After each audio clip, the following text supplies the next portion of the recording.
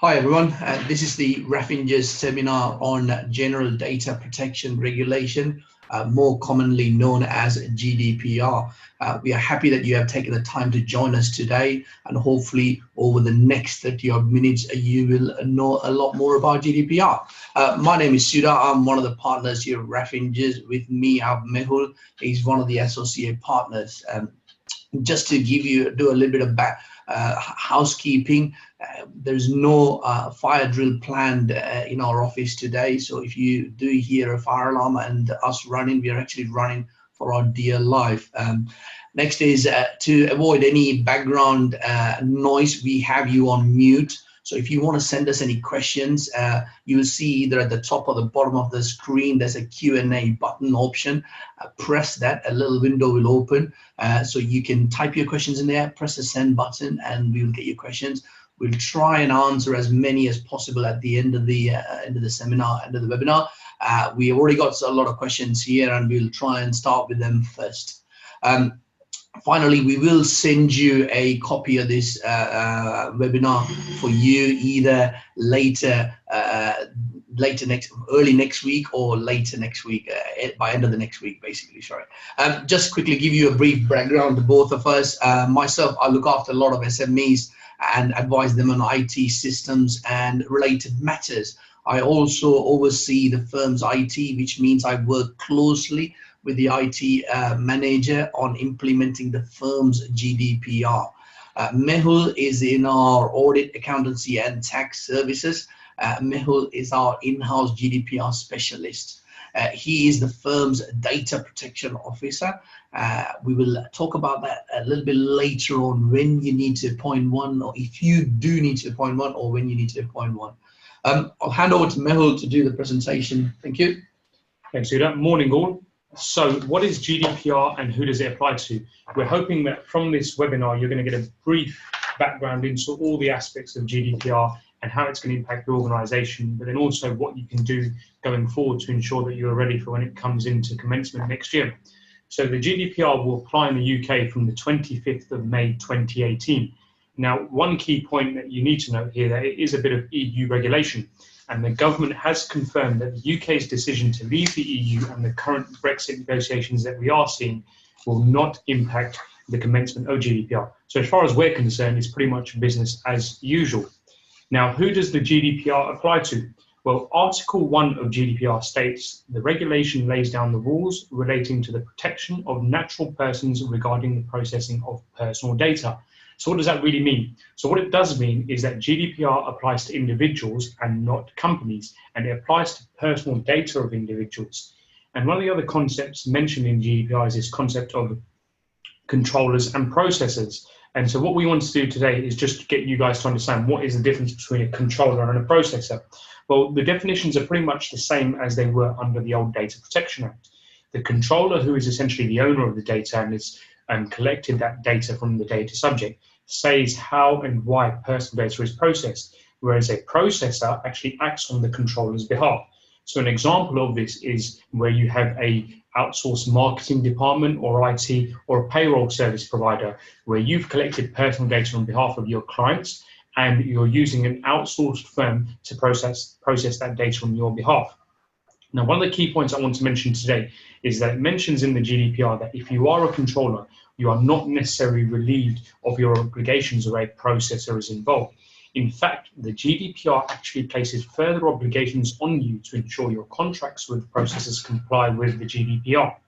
So that's one of the key things that you need to understand today, is whether you are a data controller or a processor or even both, and where your safeguards and measures are in place. Now, one of the things that you need to make sure that you understand is if you're a data controller or an owner of the data, you still remain responsible for the service providers, i.e. the data processor, and you still maintain some sort of control over the data and any breaches that they may have. So, you know, when you're going forward with your contracts and when you're going forward with your contracts with your data processors, you need to make sure they're quite stringent and they are GDPR compliant with the new rules that come into commencement next year. Yeah, it's very interesting. You know, we as an accountancy firm come into the category of both a controller and a processor. You as a business, you know, may not need do both of them. You may be just a controller or a processor. but we have to look at both sides of it. Right, that's right, isn't it? How does a controller and process work? Can you give us another example of that, please? A really good example that we've seen for a lot of firms that we act for is where they are a smaller organization and they might be a family-run business, for example, or a smaller business. And what they don't have the capacity to essentially do a lot of the in-house services, be it finance, payroll, marketing, and that sort of thing. So what they end up doing is that they end up collecting their clients' data on their system, and they end up getting very busy with running their business and providing their services or goods, and they then outsource the more common bits like the finance and the payroll and the marketing to other firms. And so essentially what we've advised those clients to do is to ensure that the contracts they have in place with the outsourced firms is essentially very stringent and has some sort of narrative in there to ensure that the data that is transferred from themselves as the data controller to the data processor is securely looked after, and there are measures in place to ensure there are no breaches. So I suppose going forward, one of the key things that you need to do is to ensure that if you have any data processors, or if you are a processor of data, you have the relevant contracts in place and you have the relevant narrative in place to ensure that you are taking the right measures to ensure the data is secure. The key here is the other organization they're going to deal with in terms of processing or controlling. They will be covered by the GDPR. They will have to comply with GDPR as well. Yeah. Moving on to the next slide, and again, just to give you a bit of a background into GDPR and the type of data that it applies to. Now, under the regulation, GDPR splits data into two categories. And as you can see from the slide, this is personal data and sensitive personal data. Now, pretty much the definitions are very similar to what they were under the old Data Protection Act. However, the GDPR's definition is a little bit more detailed, and what it does do, it makes it clear that information such as online identifiers, so things like IP addresses, can be personal data. And I suppose this more expansive definition that we're seeing under the new GDPR regulation reflects the changes that we've seen in our technology over the last 10, 15, 20 years. Because the old Data Protection Act was quite dated in some places, and so therefore what essentially the ICO are trying to do here is trying to really come up to speed with the way the technology has moved on and how we're actually collecting data. And we're going to come to social media and marketing later on in our webinar, but how we're collecting the information has actually changed a lot. So you can see from your slide there, we've got two types of data: personal data, so personal information, names, addresses, bank details, that sort of thing. But then also we have this second type of personal data, which is known as sensitive personal data. And for a lot of organizations out there, this might not be applicable. So you won't necessarily be collecting things like genetic and biometric data. However, if you are in the healthcare sector, for example, you might be. So what you need to be more aware of is that if you're collecting this type of data, it does fall within the scope of GDPR and it is classified as personal data, and you need to ensure you've got the relevant safeguards in place to process this data, and essentially you're not going to be mishandling the data going forward. Yeah, just two key points here on this slide is that GDPR only applies to personal data, right? It doesn't apply to companies, so it's only for personal data, right? That's right. Yeah. The second one is sensitive personal data, genetic data and biometric data. This is a bit of a mouthful, so I need to read I'm going to read it from my notes here. Genetic data, biometric data normally means data related to the physical or mental health of an individual, which reveals information about his or her health status. If you are a business who's collecting that kind of data, as you mentioned earlier on, if you're dealing in the health sector, then you need to be very, very careful. Exactly, yeah. So it's just important to know what type of data you hold and whether it's picked up by GDPR. Now, moving on to the next slide, just to talk about the GDPR principles. Now, we're not going to spend a lot of time on this slide just because of the time constraints we have with the webinar today, but then also with the fact that the GDPR principles are pretty much as they were under the old Data Protection Act, apart from the last bullet point you see on your slide there, which is the accountability. So they're exactly the same as they were on the old Data Protection Act. However, we've got this new principle of accountability. And essentially what this accountability principle comes to is just saying that it requires you to demonstrate that you comply with the principles and state explicitly that is your responsibility in doing so. So essentially it's pretty much business as usual as far as I'm concerned. You need to show that you apply the principles of GDPR, and then at the same time, if you are questioned, you can demonstrate that you apply these principles. So it's not very complicated, and there aren't many big changes as we can see under the principles of GDPR compared to the old Data Protection Act. Moving on to the next slide, So again, this has been something that we've been asked a huge number of questions from our existing clients, prospective clients, and just a lot of questions we've got from you guys before the seminar is actually how long should we be holding personal data, retaining personal data? What is the specified period? Now, one key thing to draw your attention to today is that the GDPR Act does not specify any minimum or maximum periods for retaining personal data. Instead, what it does say is that personal data processed for any particular purpose shall not be kept longer than is necessary for that particular purpose. So what does that mean in practice? Essentially, what it does mean is that you need to review the length of time that you keep your personal data, securely delete information that is no longer needed for that purpose that it was originally intended for, and update, archive, and securely delete any information that goes out of date. So what you really need to understand as an organization is that under GDPR, there is no right or wrong answer in terms of how long you should be keeping data. But what it does draw attention to is that as an organization, you must go through the decision-making process to understand what type of data you hold and whether it's necessary for you to continue to hold that data. So for example, if you acted for a client maybe 10, 15 years ago and you still have their data on record, is it very necessary that you hold all their data on record? Or do you just need to hold some sort of contact details in case you need to contact that client or the old client going forward? Whereas at the same time, if you're acting on a client's behalf on a regular basis, on a yearly basis, as we would, then you would probably be in your own right and you have a legitimate reason to hold that client's data going forward. So as an organization, you really need to judge what type of data you hold and whether it's required to be held going forward. Yeah, we as an accountancy firm, we have to hold personal data of our clients, individuals and sole traders for about 7 years. That's the requirement by HMRC. So that's we have a choice. We need to choose. Do we hold it longer than 7 years? It's something that we need to think about in the long run. But for us, we need to hold data for 7 years. So as a business, you need to decide, how long do we need to keep data of individuals within your system? You need to. It's going to be different case by case, isn't it? It's not going to be sort of individual A. You may need to keep that individual's data for 3 years, and individual B, you don't need to keep it that long because you're not going to deal with that individual anymore. Exactly, yeah. And like I mentioned, there's no right or wrong answer with the length of time that you keep personal data. It is very bespoke and specific to your type of organization and for your type of client and the service that you offer them.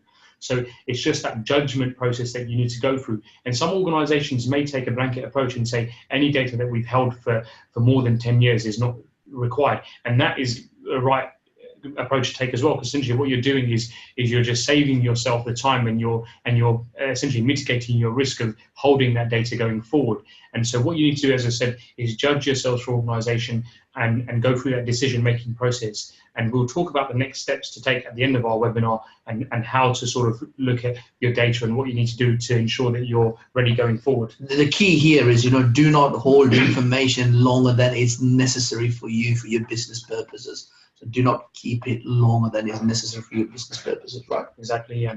Now moving on to the next slide. So I just again briefly want to go through this slide and not spend too much time. It's actually talking about the conditions for processing personal data. Now, essentially, I don't want to sit and go through each of these. I'm going to just pick up on some of the key ones. Now, essentially, under the GDPR regulation, what it does state is that you must be able to satisfy one or more of the conditions for processing in relation to processing of your personal data. So essentially, as long as you tick off one of these conditions, you have the go-ahead to continue to process personal data. Now, the first one we've got on the slide there is consent, and this is the most common one that we see. So essentially, all this says in the GDPR regulation is that as long as you've got consent from the data subject, so the individual's personal data that you've collected, as long as they've given you explicit consent and you can document that you've got explicit consent, you are allowed to go ahead and continue to use their personal data. So when I talk about explicit consent and documenting it, an example might be, for us as a firm of accountants, we issue engagement letters to all our clients. And as long as we keep those signed engagement letters on file to say that they've signed something to say we can continue to use their data, we have every right in doing so. So as an organization, what you need to do is look at your process that you have in place, look at your contracts and understand, have you engaged with your client or have you engaged with that individual to confirm with them that you can use their data, and have you got that saved somewhere, have you explicitly got it documented somewhere in case a question was asked going forward. Moving on, just a key point I want to pick up on consent is marketing emails. Now, we've had a lot of questions about marketing emails, and it's something that we do internally with our marketing department as well, and the thought process that we've had to go through.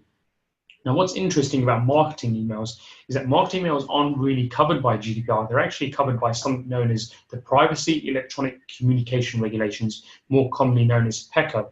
Now, the rules under PECA are slightly different. They're different for sending individuals emails and sending emails to corporate bodies. Now, for individuals, when you're sending them some sort of marketing email, you require some sort of consent in doing so. So this can be by way of a soft opt-in. So when you ask for that individual's details at the very beginning when you engage with them, you need to ask them at the beginning whether they are happy to receive any communication from yourselves. And then as you go through that process and relationship, and as you continue to send them emails or correspondence, you need to give them the chance to opt out or unsubscribe going forward. So this can be implemented by including a link or a note at the end of each email to opt out or unsubscribe. So essentially the process in summary is to ask that individual to opt in at the beginning, and as you continue in that relationship, you ask them to opt out or unsubscribe going forward. Now that's pretty simple, but for corporate bodies, it's a slightly more grey area, because as I mentioned at the beginning of the webinar, GDPR is not applicable to corporate bodies. However, we can send emails to individuals at corporate bodies. So for example, you could be sending an email to John Smith at XYZ Limited. Now, essentially my approach with this, because it's such a grey area, and we believe genuinely as a firm, a best practice approach to this should be to follow the approach as you do for individuals. So you ask them at the very beginning when you engage with them and you collect their data for that soft opt-in, where they want to continue to sort of receive marketing emails from you guys. But then as you continue to send them those sort of emails, you ask them to opt out, unsubscribe going forward. So as you can see in summary, it's quite acceptable to continue to send marketing emails as long as you obtain that consent at the beginning and you give people a chance to sort of opt out as they go forward. So essentially that's the consent element of it all. Before just moving on, I just wanted to quickly pick up on the legitimate interest as well. With the legitimate interest, which is the last bullet point on the slide there, as long as you have some sort of legitimate interest to process the personal information, personal data that you've collected as part of your business activities, and you can demonstrate that you have that legitimate interest, then you've met a condition for using that personal data going forward. Yeah, the key here is, social media has changed the way the information about personal data is available on the World Wide Web. If you take, for example, myself, I'm on LinkedIn. My work history is there. Anybody who logs on to LinkedIn, they can see all my history, right? So how does that work? Am I openly giving consent for people to take my information and contact me? Yeah, so the LinkedIn and the social media aspect of it was quite interesting, because the way we've seen it as an organization is that if you put your information on LinkedIn or any type of social media, so for example, if you put your contact details on the same email address or a telephone number, I genuinely believe you have then given consent to your network and your wider sort of community on social media to then contact you. You've given consent for your personal details to be put out there because you've done it yourself, essentially. And so therefore, for people to then use that information, it's quite acceptable because you've given them that consent in order to do so. So you've got to just tread carefully in terms of how you go down the social media avenue, because it can be quite a difficult one, because a lot of people won't necessarily like the fact that you're contacting them and using their personal information online. However, the fact that they've put it on there has meant that they've given you consent in order to do so. Yeah. For example, my email address is on my firm's website, surat@raffingers.co.uk. I'm actually giving you the option to contact me. At that point, if you do contact me, I think the best thing for you to do is allow me to opt out at that point, isn't it? So you can send me an email, and at that point, give me an option to opt out. Yeah, just as I mentioned before, if you were to contact one of us and you were to continue to send us marketing emails, before doing so, give us a chance to opt in at the very beginning. If we accept it, you give us a chance to opt out and subscribe as we go forward. Moving on from the conditions, I just want to quickly touch on the data under special categories. If you cast your mind back right to the beginning of the webinar, we talked about data for two categories in terms of personal data and sensitive personal data with the genetic and biometric data. What we've also got under GDPR is data under special categories. Now, depending on the type of organization you are, you might be collecting data for example, people's race, political views, religion, and criminal records. And what you need to understand is that this personal data also forms part of GDPR under this special category. And now, one thing to understand is that you need to ensure that you've met the conditions in order to process this data. And the conditions are on the ICO website, and they're pretty much similar as they were for the processing of personal data. So you've got the explicit consent, legitimate use, and if you're doing it for legal proceedings, for example. So going forward, you need to be more aware of what type of data you're collecting, whether it falls in one of these categories under GDPR, and then finally, whether you've got a condition, you've met one of the conditions in order to process this personal data. Moving on to the next slide, and again, something that I'm not going to spend a lot of time speaking about today just because of the time that we have, because it's pretty much quite self-explanatory in terms of the data subject rights. We're just going to pick up on 2 or 3 of these today. The first is the right of access. So essentially what this talks about is the individual's data that you've collected. What right of access do they have? Well, under the GDPR, individuals will have the right to obtain the confirmation that the data is being processed, access to their personal data, and any other supplementary information you hold of them. So to be honest, if you're aware of the old Data Protection Act, these conditions essentially, and the right to access is pretty similar to as it was under the old Data Protection Act. So I don't see many changes here. The next right, the right to rectification, talks about when you should actually change personal data and at what point should you rectify people's personal data. But what it mentions in the GDPR regulation is that individuals are entitled to have their personal data rectified if it is inaccurate or incomplete. And so you need to understand, as an organization, if you've held someone's data for 10 years, they have every right to come back to you and say, hold on a minute, that data that you hold from me is incorrect or incomplete, and therefore they can amend that data that you hold for them. And so this is impacting a lot of public bodies rather than a lot of private companies. So that's something that you need to consider, what type of organization you are and whether you're going to be asked to rectify the data that you hold. Finally, the one I want to talk about, and the one that's been mentioned most in the GDPR commentary out there, is the right to erasure. Now, the right to erasure is more commonly known as the right to be forgotten. And the broad principle underpinning this is that it gives the individual the right to request the deletion or removal of their personal data where there is no compelling reason for its continued processing. So what that does mean is that if, for example, we cast our minds back to the example I gave earlier where you held someone's data where you provided them with a service 10 or 15 years ago and you still hold their data on your system, there is no reason for you to do that. And that individual can come to you and say, hold a minute, I want you to delete your information from my system. And what's important, and the key point to pick up here, is that when you're doing this, you need to make sure that you're deleting the data from your front and back end of your system. So for example, you need to engage with your software providers and understand you're deleting it from your user interface of your system, but is that being deleted from the back end in terms of all the backup and the security that we have in place? It's important you engage with your software providers and your IT departments to ensure that the data is deleted wholesale from your system.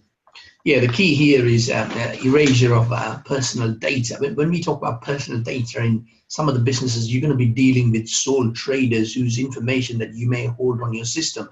For example, those sole traders' addresses, date of births, and stuff like that, isn't it? So you've got to be careful when you're dealing with sole traders and partnership where you may have individuals' information on there. We, as a firm, we use a software that uses Microsoft SQL Server. So to delete individual data, we have actually engaged with our software provider to do that for us because we can't do it ourselves. So that's what you need to do. You may be using Sage, Xero, QuickBooks, a CRM package, or even a bespoke package that's been written specifically for your business. You need to you need to engage with the software manufacturer to see how you can delete personal data if you are asked to do so by the person. So that's what you've got to be doing. That's the key here, isn't it? Exactly. So just making sure you understand where your data is held and what security you have in place, and you can make sure it's all removed from your system. The other one is data portability. If you are carrying a Excel spreadsheet with a lot of your employees or individual details on there, make sure it's encrypted, your password protected, and you're carrying them in a safe environment. Basically, you've got to be careful with that when you're carrying data from A to B. Right, exactly, yeah. And now moving on to the next slide, and something where we've had a lot of commentary around GDPR, and probably something that you guys, if you've been looking into it and read up on, is breach notification. I think the reason we've seen a lot of commentary around this is because of the penalties and fines that the ICO can give out, which we'll come to in a second. Now, firstly, before we do that, we need to define what personal data breach is. Well, a personal data breach means a breach of security leading to the destruction, loss, alteration, unauthorized disclosure of or access to personal data. So what you can see from that definition is that a breach is more than just losing personal data. And what's important to know is that you only have to notify the relevant supervisory authority of a breach where it is likely to result in the risks to the rights and freedoms of the individuals concerned. And what's important as well to know, and I suppose the most important point for me, is that a notifiable breach has to be reported to the relevant supervisory authority, so in our case the ICO, within 72 hours of the organisation becoming aware of it.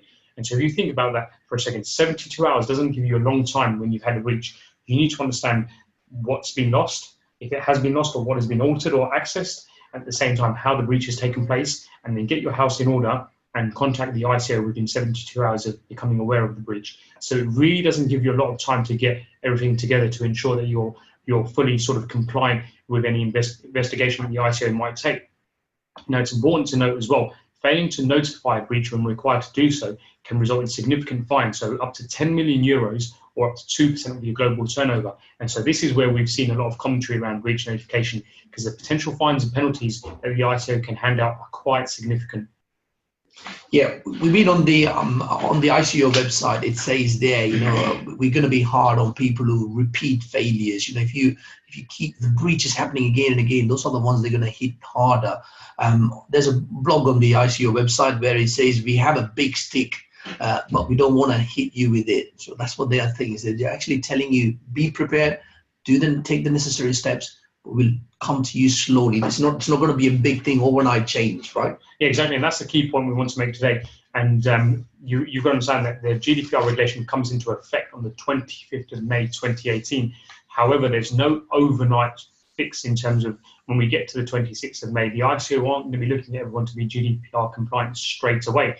They do appreciate that a lot of the bigger businesses out there especially are going to find it quite difficult in that transition period to be prepared. And so therefore there is going to be some sort of period where people are going to be becoming GDPR compliant.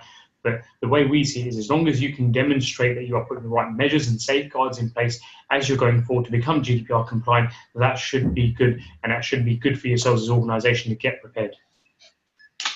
Finally, moving on to our last slide today, and probably, I suppose, something that you guys are all looking forward to hearing about is, what are your next steps and what can your business do to make sure that you comply with the regulations and make sure that you are going forward with the right plan. So what we've done here is we've just had a bit of a brainstorm internally, and to be honest, these are a lot of the steps that we've taken as an organisation to become GDPR compliant, because we are at a high risk because of the volume of personal data that we hold for our clients. And so these are some of the steps that we've taken place, and also spoken to individuals out there in the industry and what's being done. So firstly, I think the key point to doing, which is the second bullet point in your slide there, is actually to complete an information asset register. Now, this can be done by completing an information audit. And essentially what this does is this identifies in the organization where your data is, who is responsible for the data, and what type of data is held there. And then once you've got that understanding, then you've compiled that, what we call an information asset register, you can then go on to actually do what we've got in your first bullet point there, a data protection impact assessment. And essentially what a data protection impact assessment does, it allows the data controller, so in your scenario, the person who owns the data and has originally collected the data, to analyze the origin, nature, and severity of the risk to the data subject's rights and freedoms. So for example, if there was to be a particular breach, what security and safeguards have you got in place? And that's what a data protection impact assessment is looking at. So it flows quite well. You complete your information asset register, and then you look to see what sort of security and safeguards you have in place to stop any breaches taking place for that data.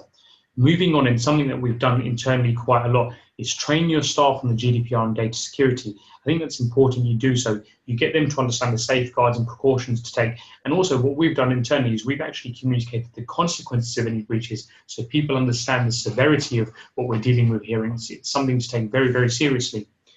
And the next point we've got on there, and something that Suda mentioned at the very beginning of our webinar, is to appoint a data protection officer. Now, we fully understand that for a lot of smaller organizations, you may not necessarily have the capacity or the staff to actually, appoint a data protection officer. However, we think that's a judgment that you need to make as an organization in terms of the level of staff that you have and the level of impact that you have from GDPR. What's good in appointing the data protection officer is that it raises awareness of data protection within the firm, but then also gives a focal point for the GDPR compliance going forward. So there's one person looking after the GDPR compliance and is understanding the regulations and knows what to do in event of any breach. So you have that one person who's responsible. Moving on, and just a few key points there, which I think are very easy wins after today's seminar, is that what you can start to do is understand to look to review what you tell people and how you're telling them. So how are you sending out your communications? What are you sending to people? Have you got that consent in place? So these are little things that you can start to think about. The next one there we've got is improving subject access procedures. So have you got the right avenues in place? For example, if your data subjects wanted to come and rectify their data or actually delete their data from their system, do you have the systems in place, or do you have the avenues in place that would allow you to do so?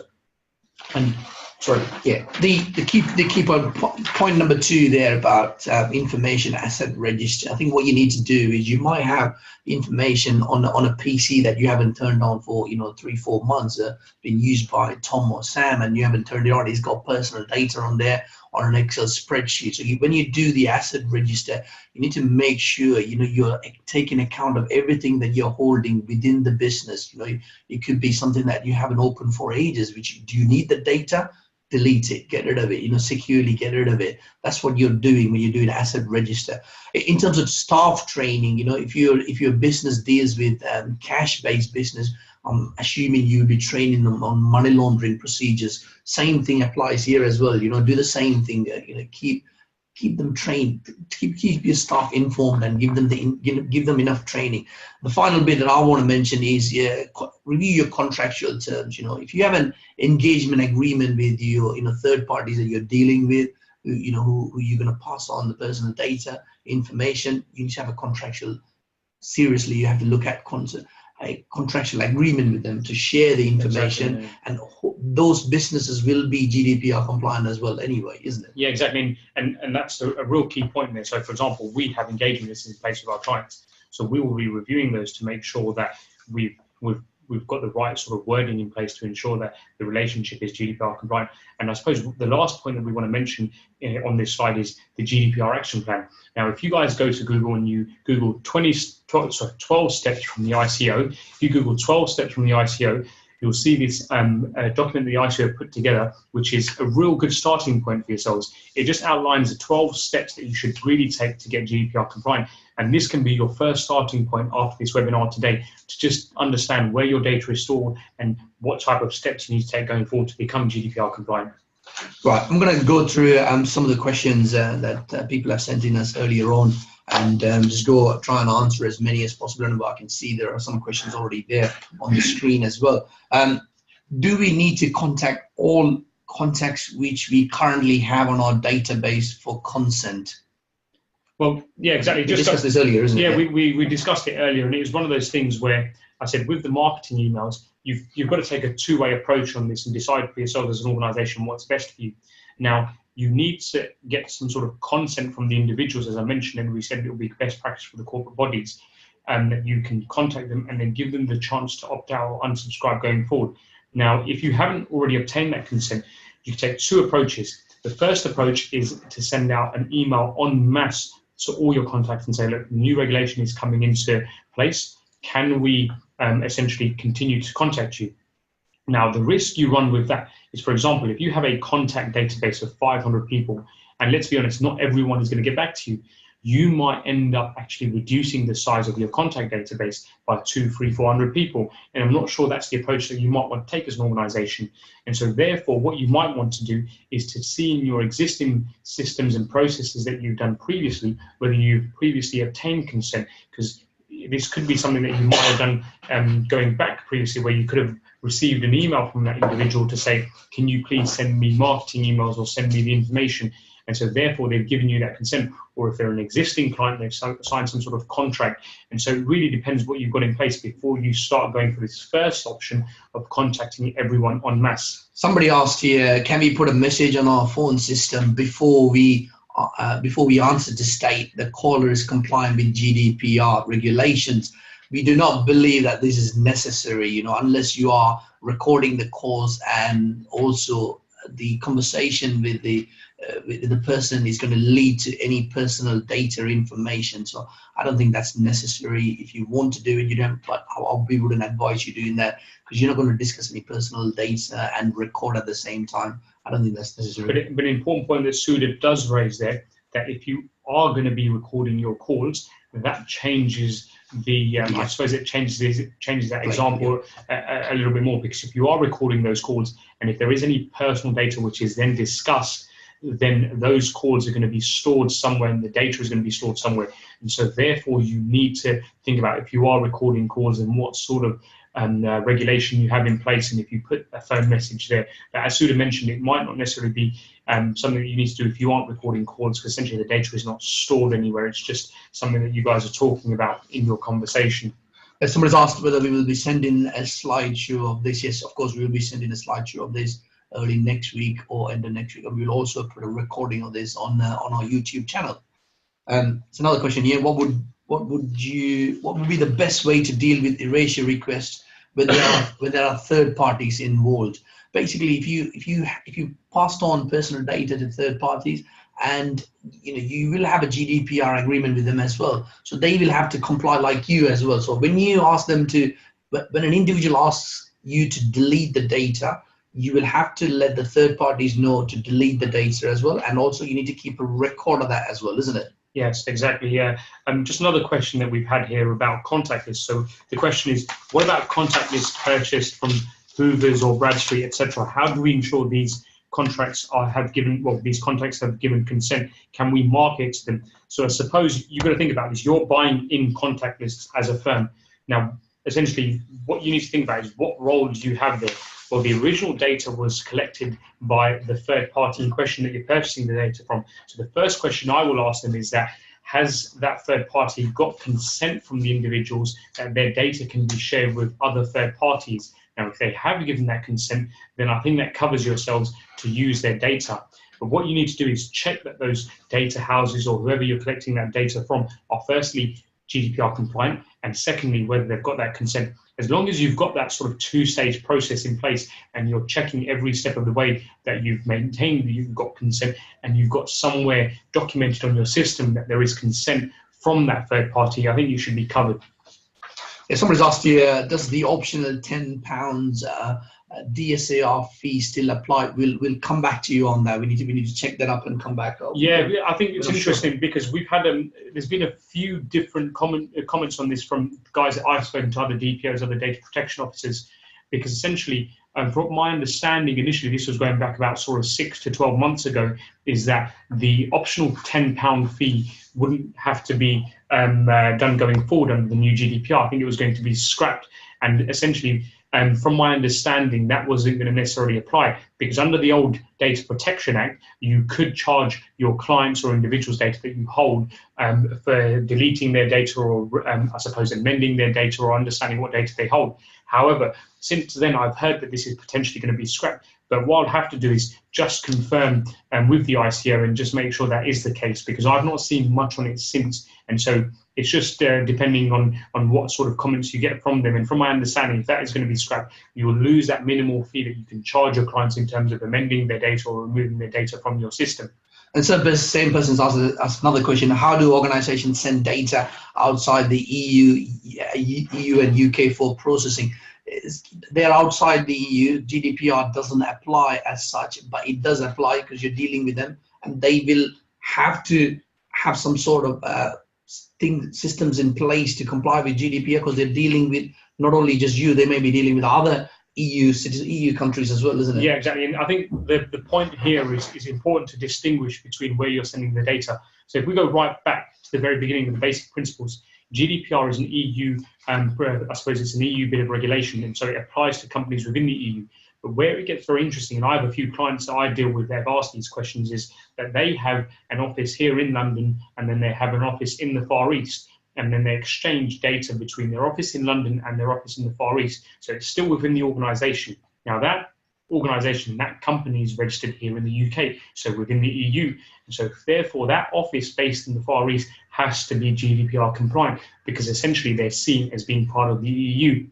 Now, where it gets slightly more complicated is that when you have an organisation here in the EU and they're then engaging with another organization which is not a part of their organization in a different country outside of the EU. And so what you need to do is understand that GDPR won't be applicable to those organizations outside of the EU, but it is still worth asking the question in terms of what sort of data security they have in place. And especially if you're going to be exchanging personal data with these organizations, you need to be sure as a controller of the data, because essentially you're sending that data onto a processor, you need to be sure that you understand the safeguards you have in place, because you will still be, I suppose, as we said, you'll still be looking at the data that you hold for them. And if there are any breaches in place, you are still going to be liable for those type of breaches that happen. Yeah, this is a common question, actually. I'll tell you what exactly we do. How long should we keep personal details of an ex-employee? I would say if you keep it for more than a year is sufficient for you to keep. What you do need to keep is the employee's name and the date they started and the date they left. You don't actually have to keep details of their date of birth, telephone number, addresses, and things. That's not necessary for you.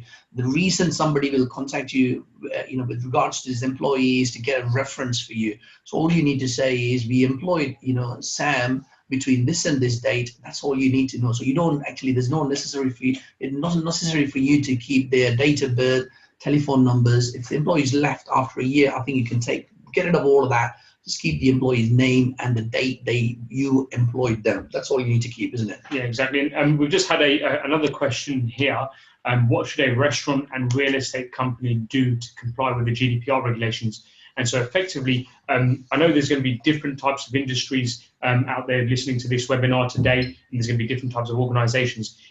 What we'll do is we're going to be sending out the slideshow. Now, of course, this isn't a sort of one-size-fits-all approach for all types of industries. Now, for a restaurant or a real estate company, well, if we start with a restaurant first, the amount of personal data you're probably going to be collecting is going to be quite limited. You're going to be collecting maybe names and telephone numbers. And to be honest, that's going to be in some sort of booking system as well. And so therefore, as long as you're continually deleting that information, because once someone has made a booking, to be honest, and they've honored that booking, they've turned up, there is no particular reason, unless you want to have some sort of email campaign and you hold people's names and you send them out emails or text messages every so often about something going on at the restaurant. That will be understandable where you can keep the data. So it depends on what you're using it for. On that point again, I mean, you're going to keep the person's name and the telephone number, isn't it? You're going to do texting. So that's not a lot of information that you're keeping. It's just basic information. And then as long as when you collect that information, so for example, if someone calls into the restaurant and asks, and you ask them for their email address and telephone number, as long as you've got some sort of consent from them to receive marketing emails,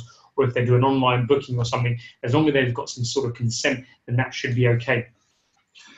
We're coming to the end of the questions here. We've got one more. How about candidates who apply for a role?